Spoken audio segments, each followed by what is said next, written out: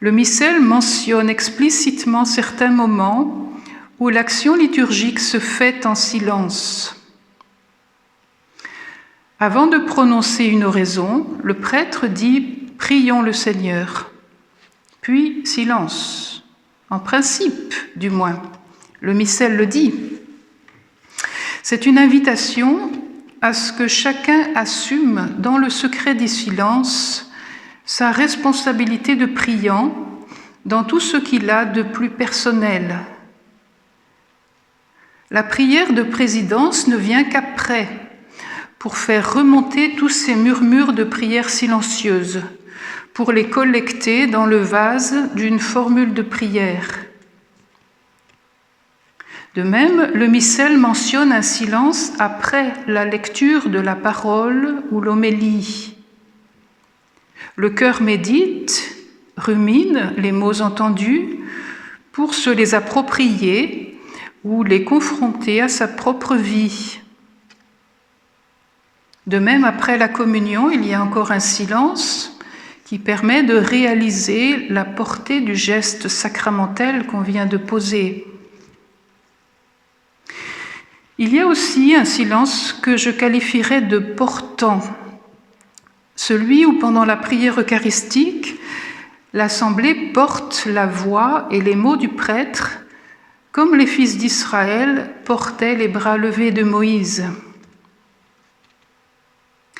Et on peut dire aussi que le sens du silence est présent à l'intérieur des actes de parole et de chant, dans la façon de lire, qui laisse le texte respirer, dans le ton de la voix, qui donne toute leur portée aux paroles, dans les déplacements et les gestes, sans ostentation, mais vécus avec pleine conscience. D'une façon générale, le silence est la marque d'une assemblée qui a saisi que tout ce qu'elle fait et va faire est à longue portée. Chaque équipe liturgique doit trouver les instants et les rythmes qui seront adaptés pour les personnes qui sont là et qui puissent être vécus positivement par elles. Les mises en œuvre ne peuvent être que souples et non dictées à l'avance. Pour terminer, je voudrais citer le témoignage de saint Benoît. Dans un chapitre de sa règle, il mentionne ces silences où chacun prie en son particulier. Au VIe siècle, ils ont encore leur place dans la trame de la célébration. L'évolution liturgique ne les a pas encore éliminés. Benoît précise qu'ils doivent rester brefs, sans doute parce qu'il sait qu'un silence trop prolongé peut casser la dynamique d'une célébration et provoquer l'ennui, même dans une assemblée de moines, a fortiori dans une assemblée plus diverse, avec des enfants, des paroissiens occasionnels, etc.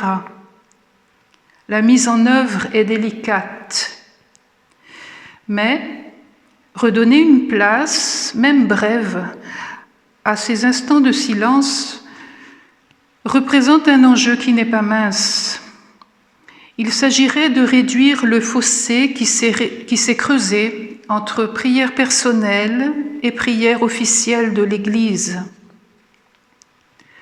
La participation active de chacun, c'est d'abord ce socle de vie intérieure silencieuse sans lequel l'édifice de la liturgie est vide.